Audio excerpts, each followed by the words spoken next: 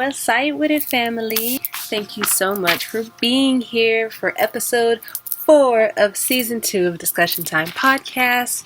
Right now, we are getting all set and prepped to have our beloved goddess Cady come on the podcast and take over, because today is Takeover Thursday. I'm super excited to have her.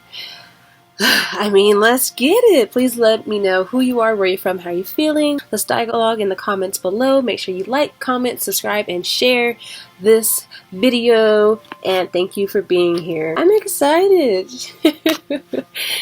She said she was a little nervous, but I think I did some good coaching. So let's see how our lovely team member does. I'm so grateful for Cady. Cady, I'm so grateful for you.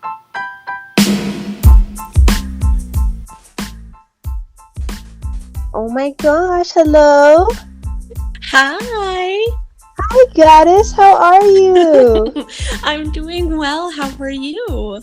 I am amazing now that I hear your voice. Oh my gosh. This is so crazy. Right? This has been something we're talking about, and now it's happening. Like, oh my gosh. Mm-hmm. Yeah. It is so amazing to hear your voice. I'm so happy to have you. Thank you. Not a problem.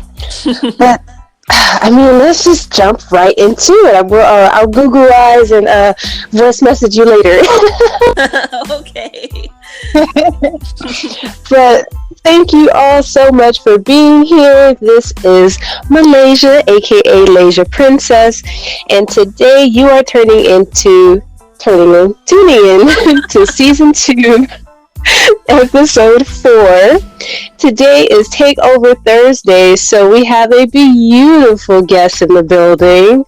I'm going to let her introduce herself, but today's takeover is from Empire team member Cady. Yes. So go ahead and take it away, Mama. The floor is yours. Whatever you want to talk about, the audience, you have them. Okay. Well, my name is Cady. Spelled a little differently, Cady. Like Cady? Yes, like Cady from Mean Girls. Right? Yes, I get that all the time. I am 27. I live in Minnesota, about an hour north of Minneapolis. So I think I joined the Empire team, is it a year now? It's been a while. I think so. Yeah. Wow. Okay. Go ahead. It goes so fast, but it really does. Yes, I'm so happy to be here, and thank you for having me and asking me to speak. It's a pleasure and an honor, truly. So today is actually World Mental Health Day, which is crazy that you asked me to talk today, because mental health is something that's very important to me. I've struggled with mental health issues, depression and anxiety, namely, since I was pretty young, and I only started seeking help about, I'd say 2 years ago is really when I started to become committed to becoming better. Because if you struggle with depression or anything like that, sometimes it's hard to explain to people, but you get comfortable living in that little bubble. It's scary to get help and reimagine your life as something completely different, because it's a lot of work and it takes a lot of effort to get better and to get healthy. So I was kind of stuck in that rut where I was, almost kind of apathetic, and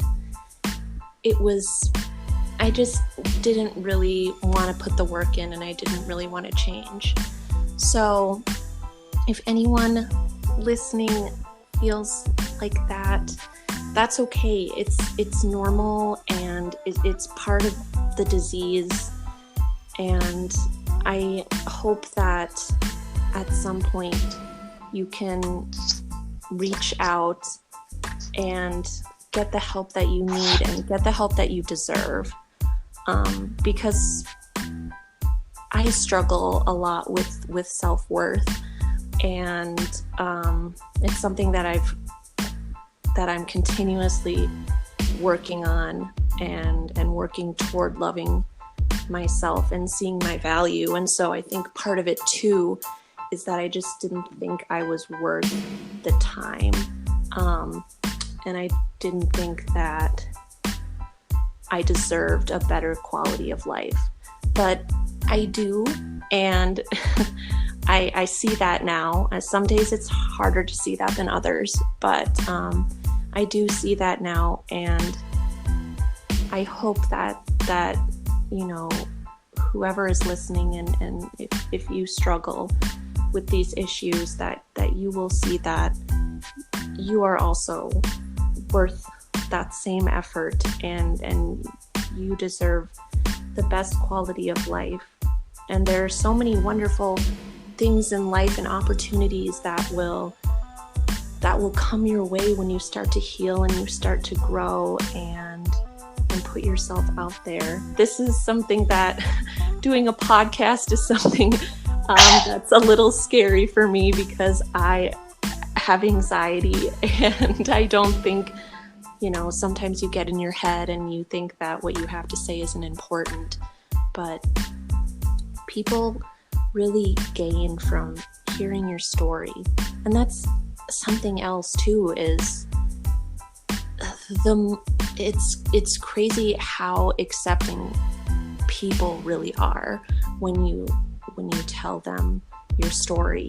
And even if you're talking to someone who's never dealt with depression or anxiety, like it inspires them, to like get through difficult things, and it gives them a lot of respect for you because you have struggled with so much and you came out on top. So I struggled the most with my mental illness when I was in college, and I went to college from 2010 to 2014 here in Minnesota, and that was probably the most difficult time that I had with my illness. And I wish back then I would have known about like all the resources that are available to you. If you do go to school and you are far from home and you feel isolated or lonely, or you don't have a lot of friends, or maybe you feel like no one really understands you, there are counseling services on a lot of campuses, and you can even do like online therapy or like phone therapy, which is really convenient for a lot of people. I tried it for a while, and I really liked it, but I actually found a therapist here that I'm starting with pretty soon. So, but there are a lot of options out there for people to have, and I think like as in this day and age, I think the conversation about mental health has really kind of exploded almost. It's kind of at the forefront of things. When I was younger, people really didn't talk about that kind of thing. And, especially before my generation, it definitely wasn't really talked about. So now is like a really good time to seek, to speak out and to seek the help that you really need. So, I don't know. Have you like ever really struggled with any period of mental illness in your lifetime? or is it? Oh yeah, definitely. And what's fascinating, thank you for asking that too. What's interesting is some. You always seem so bright and happy, and I feel like That's interesting. Yeah, I feel like I used to, not that you do this, but I used to kind of use that to mask what was really going on. Or a lot of people maybe see that that front almost and assume you're okay. Definitely. So I've kind of experienced two different sides of this. So first and foremost, I think a lot of the time when you're going through something, it's not like you're going through something and then you know the label for it. You just realize, I'm going through a really tough time, or I feel this way. So in this day and age of like labels and titles being put on these things, and then also it being so mainstream of a conversation, it actually wasn't until I think 2 years ago that I kind of like came about the titles of mental health, because one of my friends from college, she was doing mental health advocacy work specifically with foster youth. And she lived with me. We lived together freshman year, and then we also lived together senior year. Shout out to you, Christina. Hey, boo. But she got this position, and she was like, she pretty much, I think she did the work for maybe like a year or so, or however long she did it for. And then once they had like openings again, she was like, hey, I think this would be something you would be perfect for. And at first I genuinely felt offended, because I was like, what are you trying to say? Like, it wasn't that I was in denial, it's just I didn't call it that, you know what I'm saying? Like, I just knew I had some depression, and I knew that these were things that like I knew, but I never like labeled it under such an umbrella term. Yeah. And so I thank her so much for presenting me that opportunity, because what it did was open my eyes to this world of people dealing with, the stuff that goes on in their head.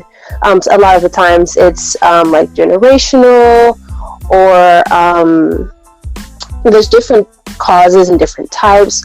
But a lot of the time, what I realized the most is that a lot of it is like kind of self-imposed or self-induced from work that we haven't like healed from, or things that we've kind of like swept under the rug, you know what I'm saying? We just really haven't taken the time to deal with. And so, the program, or the nonprofit, it wasn't a nonprofit, it was like an organization. It was a sister organization of a main organization. But it allowed us to like do these activities and go to these workshops and even create. And we were able to kind of really dig deeper.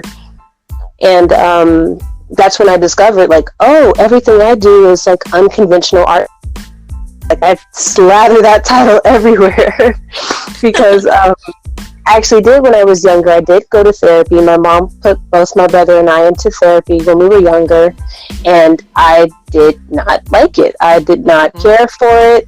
I was like, why are we here? Because it kind of felt like, and I don't, let me know if you've experienced this too in your household, like in a Black or Caribbean or brown POC household, we kind of have this stigma of, or this notion of, what happens in the house, stay in the house. So even if you're at a so-called therapist, you still feel like you can't speak freely, and you can't speak your truth.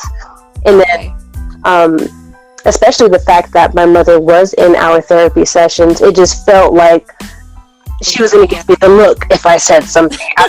Like it was supposed to be this free and open forum, but it totally didn't feel like a free and open forum. So I was just like, oh, y'all, this is a lie. Was that like a thing in your household? I was, I don't want to say forced, but in a way I was kind of pushed to go to therapy in my teen years. And I think when it's under that circumstance and you're not going willingly and you don't really get to choose your own therapist, it does feel uncomfortable, and I just never felt like I was able to, like you said, really speak freely and speak my truth. So in that case, therapy really doesn't do any good, you know, because you don't go into those deeper rooted issues that are probably at the base of, you know, your depression or whatever you're going through. Right. So now I'm actually in this I'm in this group therapy program at Effective Living Center in where I live, and so I get to do I do a lot of dialectical behavioral training, DBT therapy, which is learning a lot about mindfulness and developing skills of that nature. So that's been really helpful for me. And then also through them, I'll be starting one-on-one therapy as well. So I think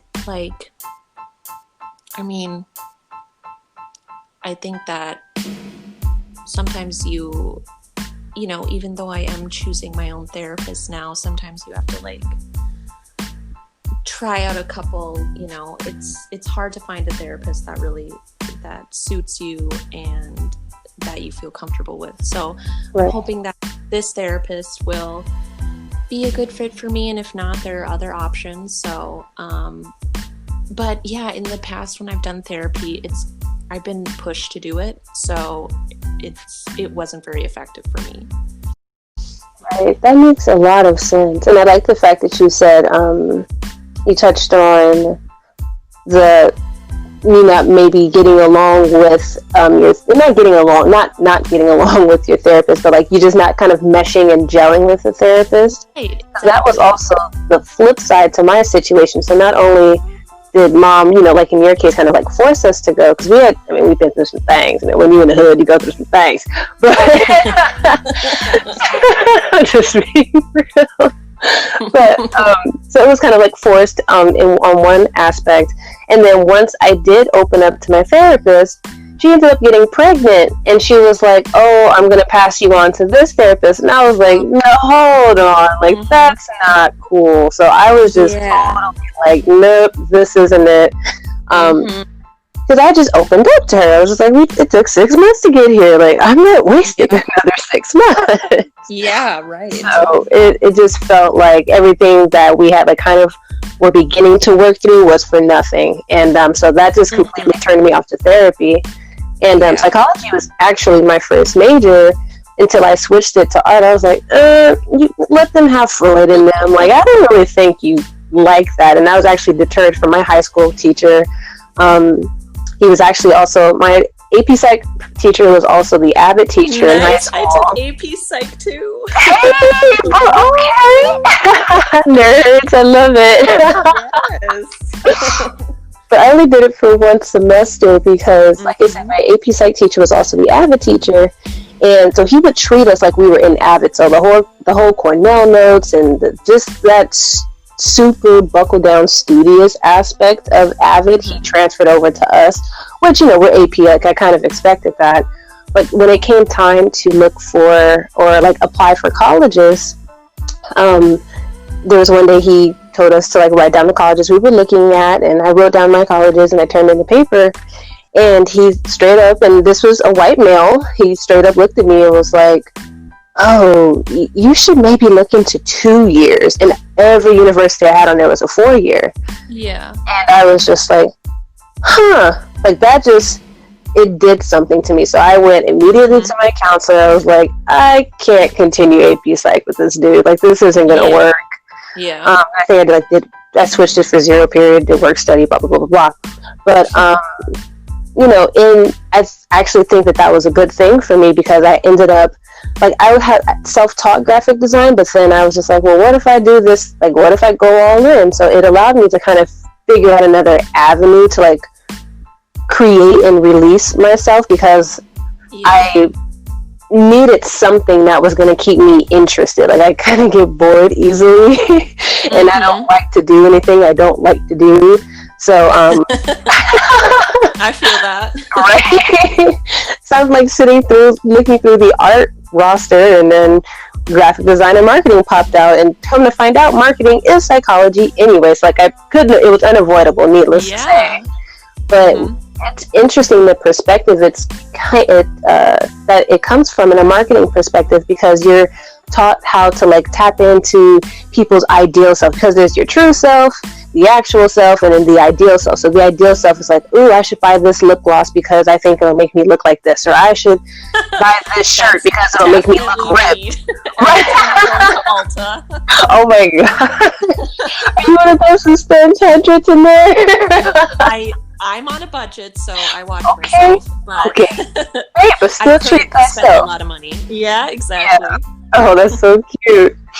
But it still taught me a lot about psychology in the long run, and I was like, okay, this isn't all that bad.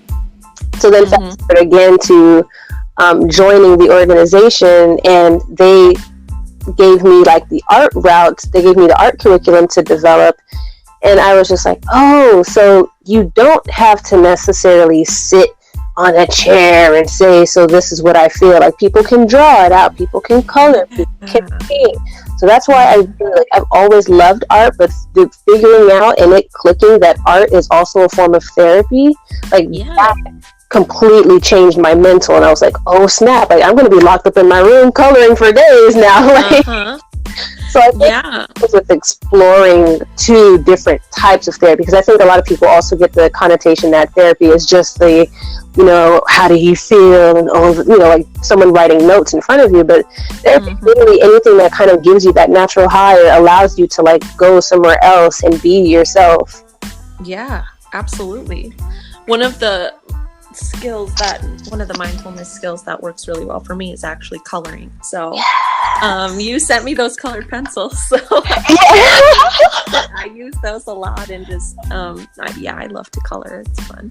And also, speaking of college, random thought, but it's so important to major in something that you're really passionate about, because I was a political science major, and that's what my brother did, so I just kind of like followed suit, and I am interested in politics, but looking back, I would have much rather wanted to major in like some form of art and like communication or writing or something like that. So it's just, I feel like it would have made my college experience a lot less terrible. So definitely pursue something that you love, not even just in college, but in a career too. It's so important, because you know, work is part of life, and so, you know, do something that you enjoy and that brings out the best side of you. Yes, because a lot of people chase the money. They're like, oh, what industry or what field is going to bring me money?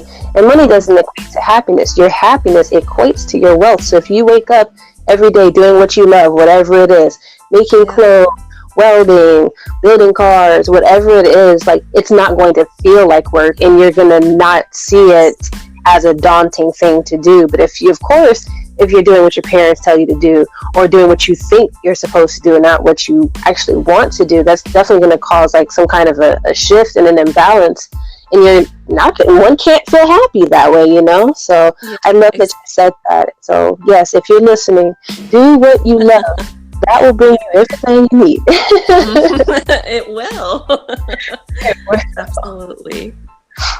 And I wanted to touch on the other side too. So I've definitely, had my fair share of mental, as my lovely homegirl would like to say, mental battles instead of mental illness, because illness does make it seem like it's something that can't be quote unquote cured, but a battle is something you can overcome. So I like that. Oh, thank you. I can't take credit, Dana. Someone like I love when she said that, because it makes total sense. Like, this isn't like a disease, it's just something I feel, and so long as I'm able to work at it, like, we can kind of overcome it. So I love that she put that in that perspective. Yeah. But so I have dealt with like depression, suicide attempts, mostly depression. I think I've been in like an insane amount of depression. My fair share of depressive episodes. I mean, yep. I used to always say like summers were the worst. Like, there was just something about summers for a long time that just we weren't gelling, but now we're gelling. So I'm like, okay, cool. Like, I'm doing something right.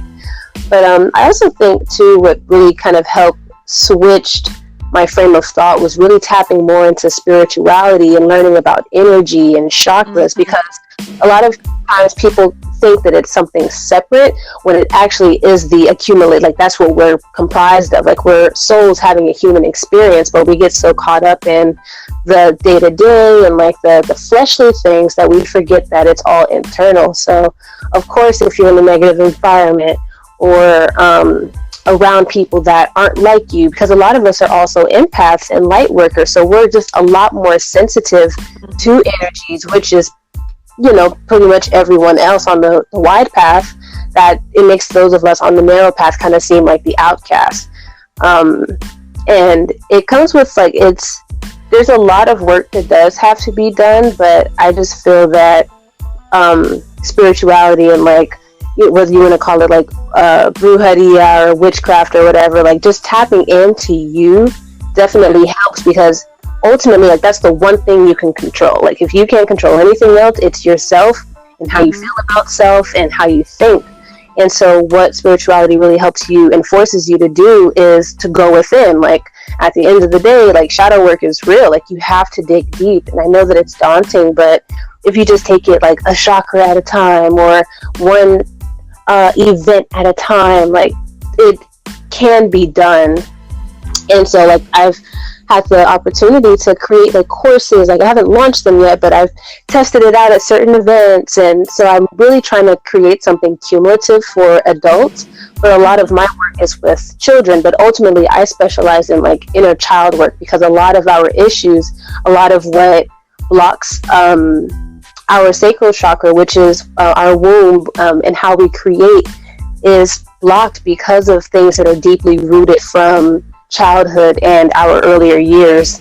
And so like, whether it's like certain worksheets or certain meditations, like, there are ways to tap into that. And you're like, a lot of people also are scared of therapy, quote unquote, or just digging deep because of the feelings, but there's no way to it but to get through it, and you have to feel the feels. Like, it's unavoidable, you have to do it.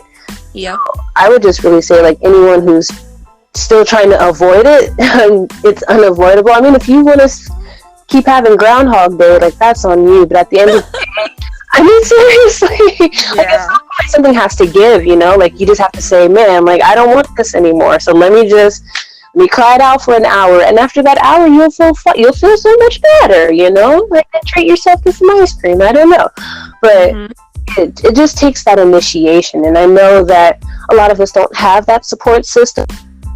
Say, like, even if it's not someone traditional, like, you just have to, looking is where it starts. Like, just saying, okay, let's at least take a look at what's out there. Like you said, there are so many resources. I think that's the best step that one can do.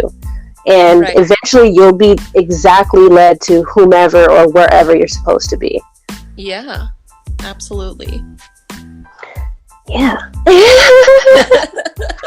But I would, I told you, you are like this fountain of knowledge. It's ridiculous. You need to write like a book about chakras and like crystals and like what it all means. Because I'm just like getting started, and there's so much to learn. And I'm like, you did my oracle reading, which was amazing. Oh my god! Your oracle reading. Oh my god! It's so amazing. It was amazing.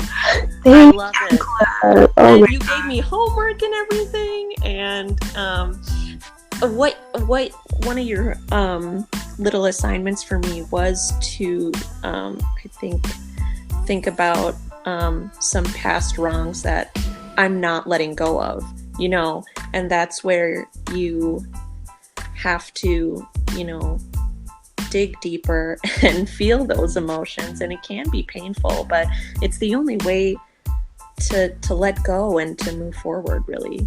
Yes. So, thank you for you know, giving me my reading. That was so special to me, and yeah, I'm working on some things, but it takes time. You're so welcome. It's little things like that, you know, like, Right. like the more you at least want to know, the more it'll be given to you. I mean, literally, like Yeah. that's what Yeah. this is all about: is seeking knowledge. Seek and you shall receive. You know, ask Yeah. and you shall receive. So, Yeah. really one and the same. But I'm just glad that you're open and receptive, and you just want to do better by yourself. Like that's all this is. Right. Like I want to live better. I want to be happier, and it doesn't happen overnight. You know, billionaires and millionaires and trillionaires don't get to where they're at overnight. It takes that groundwork. So if we can Right. kind of you know, we're going to have to knock down our old foundations to build a new. And a lot of us are so used to what we know. At the end of the day, just because it's all you know doesn't mean that that's all that there is. And so, Right. just in wanting more for yourself is just so important. Yeah, and I think earlier that's kind of the point I was trying to get at is like people can get so stuck in their routines and just not know that there's more for them, or to be like scared of the unknown. Right. And it's so much better to take that leap and get out of that rut, because life can be so much more beautiful. So, because I mean, you can't really go any lower than you've been at this point. So like, there's nothing to lose. Like, just right. feel it and transmute it. Like we're magicians, and I definitely want to plug the fact that we are in the full moon energy. The full moon in Aries is here, so Aries is that fire energy, that doing energy. So if you don't do anything else, and I know like I kind of mix in a lot of things. I mix in the occult with spirituality, with astrology, with this, with that. So I totally understand some things can like not register all the way, but that's where you get to do homework, you know, lovely viewers and listeners. Like take some time to look these things up and really see for yourself like how it correlates with your life and what steps you can be taking to either incorporate certain things more, or what, you know, like everything is an accumulation of, there's nothing separate. So I would definitely just, you know, like do more research, but ultimately this energy right now is the perfect time, because full moons are for manifesting. Manifest the new life that you want. If you don't do anything else, at least write a letter to your old self, like forgiving yourself. I think first and foremost we have to forgive ourselves. So forgive your child self, forgive the fact that you didn't have who you needed at the time, like, and just really go in on that. Like write a full detailed letter, and then release it. Just let it go. You can flush it down the toilet. For my pyros, you know, be safe with a candle perhaps. But just, it's time to release, because we're coming into a whole new world, and it's going to require a whole new us, and it's going to require the best us. And the stuff that we're used to and the stuff that has been holding us back, it can't go. It just simply can't go. So let it go and start to make a vision board, or just do something creative. Be you again. This is be you season. And from here on out, this isn't like, oh, I'm going to be me for a month and then go back to my BS. Don't do that. You know, like really be committed to yourself. Like this is not the season to worry about anybody else. This is your season. This is your time. So if you don't do anything else, just forgive yourself. Let yourself know that you know, like it's now okay, and just show up for yourself better today. Like a lot of us do have to reparent ourselves, and that is pretty much like a mental thing. So be who you needed then, now. Yeah. So if you have like a substance abuse problem or something, you know, think about, okay, would I don't want to say would my mom or would my dad like what would they think, because sometimes they're the problem, or they're the reason that we ourselves started that, right? So just be the parent you wish you could have had. Be that for yourself and say, okay, what the mom I would have wanted to have, would she be approving of this right now? No? Okay. And then go get a bottle of water instead. Like, it takes those little steps that make all the difference. Yes, absolutely. Yes, ma'am. Yeah. I don't know if you made up the hashtag, but I liked when you used YouTober. Yeah, it all really about came you. to me. It came while I was typing. I was like, ooh, YouTober. So yeah, let's stick with that. It's YouTober, everyone. You capitalized. So I love that. Yes, me too. Oh, and I love you. This has been so beautiful. Like, thank you. And therapeutic in itself too. Mm-hmm.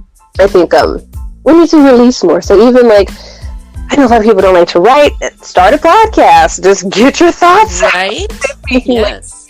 There's just so many different. At this day and age, like, I almost don't like excuses, because we're in the perfect prime of ever, and there's a billion and one ways to do anything. So find your thing, love your thing. This is the time to like just blaze your own trail and your own path, and you don't have to care who likes it. But absolutely, do by you. Do what you need to do for you. Yes. YouTuber. Exactly. Well, thank you so much for having me. It's a pleasure, my love. Such a pleasure. And I hope to have you back. I would assume you come back, yes? Oh, of course. I gotta get out of my comfort zone every now and again, you know. Yay. Grow. Yes. I love it. Love it. Truly, thank you for this topic and this conversation, and for just letting people know that, like, this is healthy, this is normal. I would almost argue that almost everyone has something mental that they're dealing with. So at the end of the day, like, don't feel any longer that you're alone. There is help out there. There are people going through this. You're not crazy. And whatever help you need, like, literally seek it out, be committed to yourself, and you'll see a world of changes. Yes, I second that. So thank you so much again, my love, for being here and for taking over this Thursday's podcast. And and go to Instagram and Facebook to Discussion Time. Follow and like and all that good stuff. Yes, I keep finding that you have like all these different Instagrams from like all the different platforms you do, and I'm like, what? I thought I was following everything you did, but here's something else. It's awesome. You're hilarious. And that's kind of what I'm saying. Thank you, by the way. That's kind of what I'm saying. Like, I like to do so many things that I can't do just one thing. So, like, I have a thing for everything. So, yeah. If you feel like I like to do this, and that, well, then do them all. Like, just do whatever you want. This is your life. This is your portrait. So how are you going to paint it? Mm-hmm. Yeah. All right. Well, I will sign off. It is almost midnight here, so yes, a little sleep. Yeah, absolutely. But thank you again. You're so welcome. Thank you again. Thank you, listeners and viewers. I'm saying viewers if you're wondering why I'm saying viewers. Eventually, we will have these episodes recorded and posted to a YouTube page specifically for Discussion Time Podcast, so stay tuned for that. Make sure you come back tomorrow. For tomorrow's Friday segment, we have 2 more segments for this week to close out the first week of season 2. And if you would love to have lovely Cady come back, let us know also in the comments or send an email. But join the discussion on our platforms, as she mentioned, and let your voice be heard. We would love to know how you, if you enjoyed the segment, what were your takeaways, and all that fun stuff. So Know that you are loved, and that people care, and that we're here. And to never stay magical. Oh, not never. You gotta always stay magical. Look at me, the wrong stuff, Lord. Stay magical always.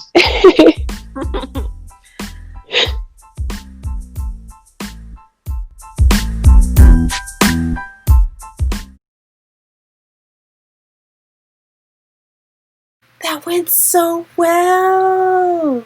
Yes. Yeah. I gotta send her a little voice message.